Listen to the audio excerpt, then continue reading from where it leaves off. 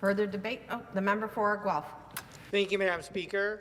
I rise to speak on the time allocation motion for Bill 257, and I've found it interesting listening to the debate, and particularly the member from Barrie Innisfil, who led off this debate for the government side, not mentioning Schedule 3 once in the member's remarks.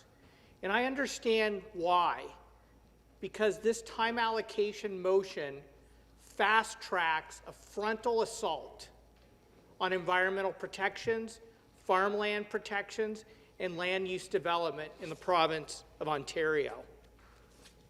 So, Speaker, what does making an MZO exempt from the provincial policy statement actually do? So first of all, we have to understand what the provincial policy statement is, and I know land use planning can get a little technical and boring for folks, but essentially the PPS outlines a vision for how we're going to manage our limited resources, and particularly our limited land resources in the province of Ontario. It outlines how we can plan appropriately to not only protect ourselves, but future generations.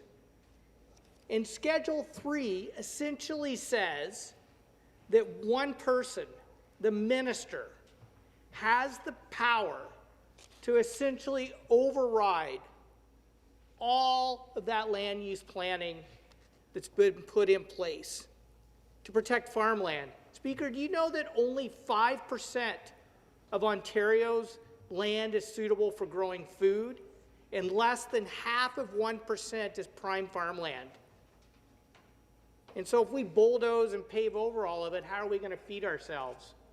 Speaker, do you realize that we've already paved over 75% of the wetlands in southern Ontario? If we pave over any more, we're putting people's lives at risk, people's property at risk, our communities at risk, our public infrastructure at risk. There's a reason these rules are in place.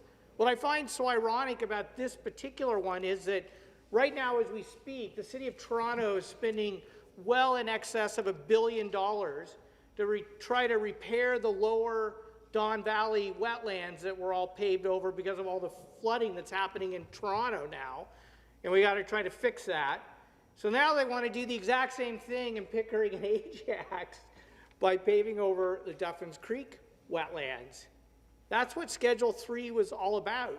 But it goes beyond that because it essentially says the minister can just override the PPS period anywhere in the province of Ontario. So let's dig into the timeline on this. On October 30th, the government issued an MZO that would allow the destruction of the lower Duffins Creek wetlands. I actually asked a question about that day because it was so obvious that this was an egregious attack on significant environmental protections. So when the TRCA, the Toronto Region Conservation Authority, was like, whoa, we're probably not going to approve this, the government doubled down in their budget bill, passing amendments to Schedule 6 that schedule was already highly controversial because it was gutting the ability of conservation authorities to protect our drinking water and protect us from flooding. But the government said, no, we're going to double down on that and actually say that the minister can force a conservation authority to override science and evidence and what all the experts are saying about protecting us. And so it only took the government, that was December, January, February, March, about 4 months to use this extreme and extraordinary power they gave themselves.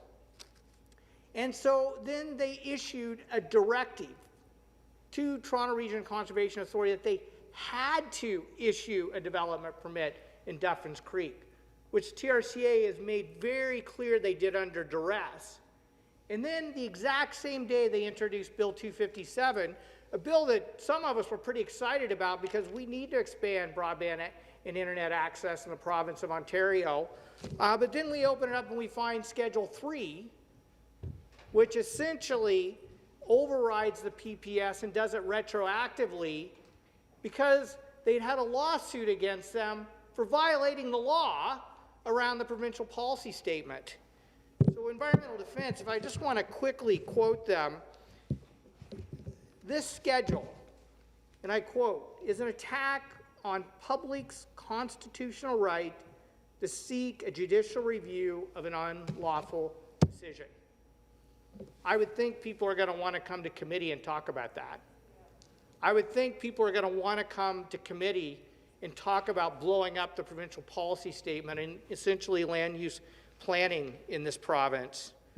I want to quote Chief Kelly LaRocca, the Mississaugas of Scugog Island First Nation, regarding Schedule 3 of Bill 257, and I quote, "The province's efforts to change the rules to help a developer demonstrates an absolute disregard for Indigenous and treaty rights."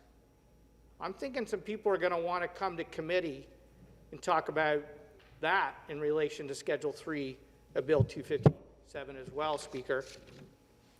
So, Speaker, the bottom line is the government has an opportunity to just remove this schedule. Amazon's pulled out of Duffins Creek. The developer has said, let's pull out of this. Pickering now is saying, put it on pause. Clearly, nobody wants this warehouse on Duffins Creek because they recognize the risks associated with doing it. But likewise, people don't want the government to have that power for numerous other MZOs that could come in the future that violate the provincial policy statement. And people need time to come to committee to talk about that issue. In addition to all the people who definitely will want to come to committee and talk about broadband and expanding broadband access in this province. So I encourage the members opposite to think about the legacy they want to leave behind and remove Schedule 3 from this bill. Thank you, Speaker.